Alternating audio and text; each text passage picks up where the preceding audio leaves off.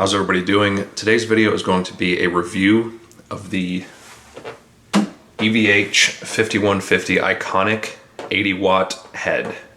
So I ended up buying this amp because I was at Guitar Center. It has some kind of a mark on the top of it somewhere. So they had it basically as a floor model, but they had it at a discount, and it's already about $1,000 amp, which is not that much for a full-size head. So I bought it about a year ago, sort of on a whim, and I have used it, I would say, 10 times since then. So I'm really not sure that I'm going to keep it for very much longer because it's not been really worked into my routine that well. But I'm going to give you my thoughts in this video. It's going to be mostly just my thoughts about it. I have recorded a song using this amp entirely, so I'm going to put a link to that in the description if you want to hear a sound demo, or you can hear a million other sound demos that people have already posted on YouTube. I listened to some of them just to, you know, make me make the decision to buy this amp because I knew it sounded different from the regular 5150 EVH 5153 series, I suppose. And I guess I'll start with that topic first, because the EVH 5153 heads that have been out for a while now, I really don't like any of them. I think they sound way too fluffy and ethereal and like not very aggressive. In fact, I'd say it's like the opposite of aggressive sounding for a metal amp. Whereas the 5150 Iconic sounds way different. It actually sounds more like that sort of classic 5150 sound that you might expect, where it's just more of a level, sort of flat sound with a lot of grunt to it. It's a lot of mid presence, and just it has a lot more balls than the 5153 has to my ear. So that was why I was willing to try this out when I got a good deal on it in the first place. So admittedly, I am more of a Mesa amp person, which, you know, is a very sort of niche tonal focus of just more like low focused, and you know, people say it's muddy, but it's really just a lot of presence in the lows with Mesa. So I used to have a Marshall JVM. I like Marshalls. I like PV 5150s. And I actually like this amp for what it does, which is a lot closer to that old PV 5150 sound than the 5153 series can do. The control layout is very simple. You have gain for channel 1 and 2, you have an overdrive switch, you have a burn switch, there's a noise gate built into it, which is a cool feature for metal players. And then you have the EQ, which goes for both channels, and then you have volume for channel 1, for channel 2, and then the boost level. You have reverb built in, which is a really cool feature to me. So you have a noise gate and you have reverb built in, even though it's just such a simple layout. Then you have a resonance control, and then you have a presence control. And then the switches on the right is the power level, which allows you to choose between full power at 80 watts or 1/4 at 20 watts, which is actually very useful because a lot of the time, even if you're playing with live drums, you can get by with 20 watts. You don't really need 80 watts. Then you have the standby switch, and then you have the power switch. I like the whole aesthetic of it from a distance, I should say. It has a very simple, modern look, even though it's called the 5150 Iconic. It has more of a modern look of the Iconic take, where it just has the 5150 logo, but it's in front of the screen. It has the EVH logo in front of the screen. And I like this because it's white Tolex, which is kind of cool. You don't see that very often, I should say. So my entire use history for this amp has been primarily in jamming with people in more of a live setting.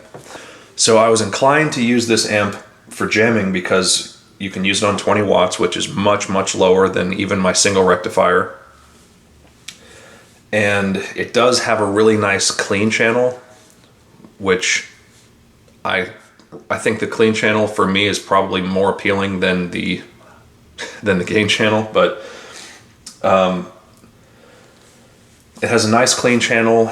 You know, it's relatively lightweight, which we'll get to here in a second with another detail, but it's fairly practical to take to jam with because it has a speaker emulated line out through an XLR on the back. So if you needed to go straight into a board, you can do that. Although you also have the ability to mute the power amp. So when I recorded the song in the description, for example, I was using the XLR line out with the power amp muted so that I wasn't, you know, deafening myself with the cabinet sitting right here. But it's basically very functional. I would say it's just the functions that you need for a modern metal amp. And it's basically geared better as a metal amp than anything else. You can play other genres with it and it's fine. But, you know, the more you lean into the core fundamental tone of this amp, the more sort of heavy it sounds, I guess, with how the presence of the amp actually sits in a mix and in a group of people. There's times when I would be jamming with this amp that I would notice if I'm playing rhythm that I'm playing like, you know, a blues progression, but the amp sounds so crunchy that I just ended up like joking around, like doing like chugs, like if we're playing like oh, that's the clean channel. But like if we were playing like a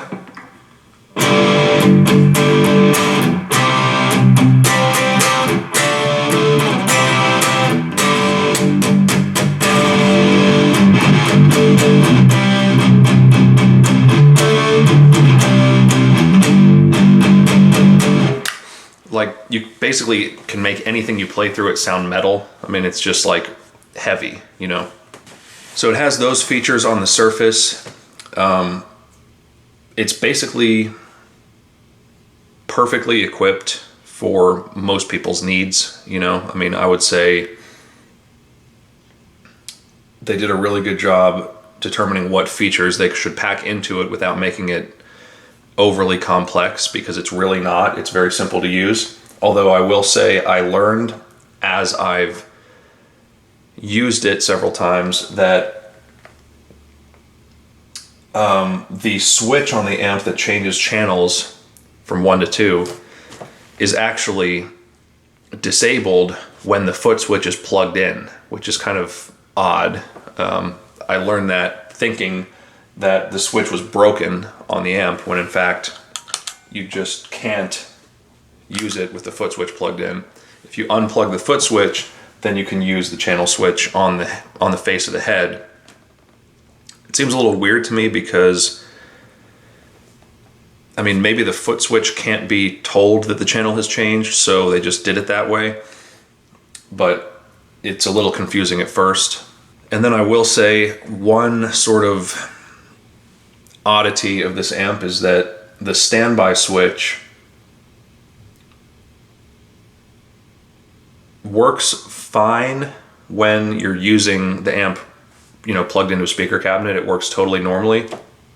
When you're using the amp with the XLR out and the power amp muted, then the standby doesn't really do a good job of muting the amp. It's like a lot of noise can come through even when it's on standby, and I don't know what would particularly cause that, but it threw me off when I was recording, and then I had to go back and check it just now with it plugged into a cabinet, and I realized that the switch actually works for the actual speaker out.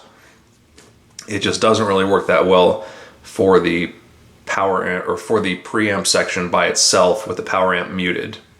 So a couple of quirks with this head, but I mean, it does what it does really well. The clean sounds really good. The gain definitely sounds very particular, you know, classic 5150. There's a ton of gain. I use this on channel 2 with the gain on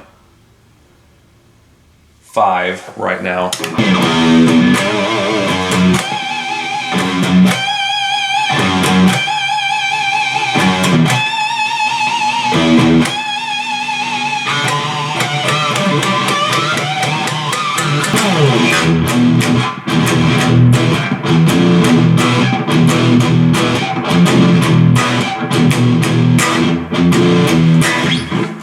And that's how I recorded that last song, was with the gain on 5. And to me, 5 is pretty high. I would normally play it on 4, but I was going for something a little bit heavier, I suppose, in that song. So, but 5 is only halfway up. So there's nothing that I could imagine that anybody would need any additional gain for that this amp couldn't provide. I mean, and that's also not with the boost on. So, I mean, you have twice as much gain as that available, and you have boost available on top of that, just on the head itself. No pedals, nothing like that. So it's a really, really, really high gain head. Although as you go higher with the gain, it sounds fuzzier and fuzzier, which I'm not a big fan of fuzzy sort of tones like that, but it's just pretty insane how much gain this amp has. And actually, the more I'm talking about this, to be honest, because I didn't really script this video, I'm just kind of giving my thoughts. The more I'm talking about this, the more I'm realizing how good of an amp it actually is, especially for the price point, which is around $1,000, typically for one new. I really thought I was going to be trashing this amp a little bit more because it's not totally my cup of tea. And, you know, I thought I was going to be giving some more negative points, but as I'm talking, I really can't think of too many negative points, to be totally honest, besides the couple of things I mentioned, like the standby, you know, going out of the XLR, not really being effective. So if I could knock it on one thing in general, it might just be that the build quality is what I would call okay. It's not really great, but it's a relatively cheap head for what it is, so I wouldn't expect it to be great, but it's definitely not great. The Tolex doesn't strike me as being very thick. It does have metal guards on the corners, which is nice, but it just looks like it may not, I don't know, it feels okay, I'll just say that. I would not expect this amp to last for decades like some other amps would last that are, you know, more well built. But I mean, it's an EVH amp, which is made by Fender amps, which they know what they're doing, but I'm just not sure that it's as well built as something like a Mesa or, you know, a British Marshall or something like that would be, which you won't expect it to be because I think it's made in China. If I'm wrong about that, I'll put something in the video to correct myself, but I think it's made in China and it feels like it's made in China. So, but it feels okay. It's relatively light, which is good for transporting, but it also gives it the sense that, you know, it may not last forever. So, but for now, I mean, I haven't really used it a whole lot, but I've used it a few times. I've moved it around a few times and it's held up so far. So it's done okay for me. I can't really technically knock it that hard for that because there hasn't been a real problem. But it's just very basic, very simple, and like just certain things, I don't know, just I wonder about the long-term reliability. But then again, there's probably going to be people who've had this generation or you know, other amps built from this same factory most likely who are going to correct me on that. But what I do want to get to real quick is the actual clean tone on this amp.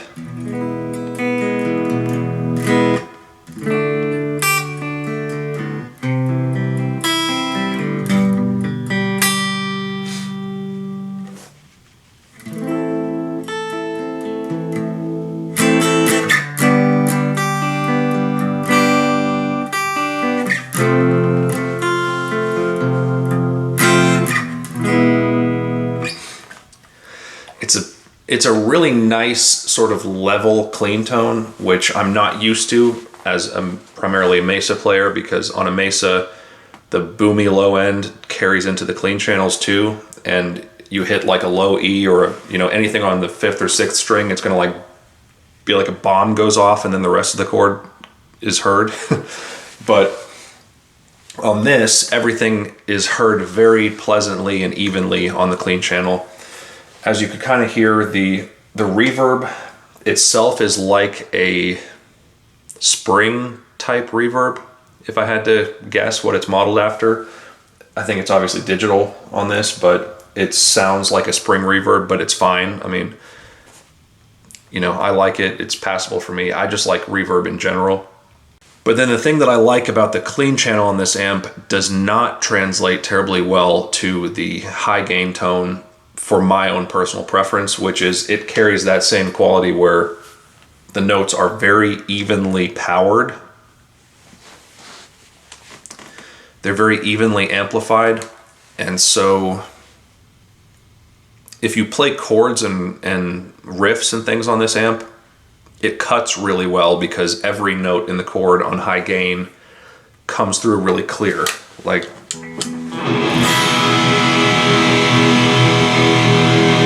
it just sounds like everything is getting equal presence. But so it's great for playing chords and riffs. But where I really don't like it is playing leads, because single note leads don't really carry a lot of weight. And while at first in a group setting, it may seem like the presence of the mids and the highs from the amp's basic tone is allowing you to cut through. If you start to play like on a higher lead, there's no power behind it. So the presence is there, but it's almost like the higher the notes that you play, the more so the pitch will actually come out of the power band where the mids are really strong, and then you just have this sort of shrill, more high-pitched note that really does not carry well over a group. So I don't think it compares even close to my tried and true Mesa amps for playing leads. And that's really the reason why I have not gravitated towards this amp, because I like to play leads so much that I just like to have more power and more breath behind a singular note being played than this amp can provide. But it sounds good for what it is. Like I said, there's a link in the description for a song that I recorded with this amp recently, which has riffs and leads and everything, so you can judge it for yourself. But I'm just giving you my own thoughts and experiences with it. And that's basically it. I think we covered, the build quality, the sound quality, some of the features that it has. If you guys have anything to add or any questions, write them in the comments below.